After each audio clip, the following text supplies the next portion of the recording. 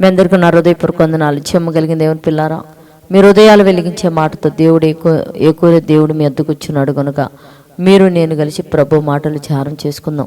ప్రభు మాటలు ధ్యానం చేసుకోబోయే ముందు రాత్రి కాలం నుంచి మిమ్మల్ని, మీ కుటుంబాన్ని, మమ్మల్ని, సంఘాన్ని, సమస్తానికి జ్ఞాపకం చేసుకుని ఊపిరిని జీవాన్ని దయచేసిన దేవుడికి శిరస్సు వంచి వందనాలు తెలియచేసుకుంటూ, ఈ దినం ఏ మాటల చేత అయితే మన హృదయాలు దేవుడు వెలిగించాలనుకుంటున్నారు ఒకసారి వాటిని మనం ధ్యానం చేయగలిగితే కీర్తన గ్రంథం 119:7 చెప్పబడిన మాట మనం ధ్యానం చేస్తే, దేవుని పిల్లలారా, నీతి కలిగిన నీ న్యాయ విధులను నేను నేర్చుకున్నప్పుడు యథార్థమైన హృదయముతో నీకు కృతజ్ఞతాస్తుతులు చెల్లించెదను అని రాయబడి దేవుని పిల్లలు. అంటే దేవుని నీతి కలిగిన న్యాయ విధులు నేర్చుకున్నప్పుడు యథార్థమైన హృదయం అనేది మనకు వస్తుందంట దేవుని పిల్లలు. అంటే దేవుని నీతి కలిగిన మాటలు మనం నేర్చుకొని యథార్థమైన హృదయంతో ఆయన ఆరాధించే వారిగా భూమి మీద మనందరం ఉండినట్లు ప్రార్థన చేద్దాం.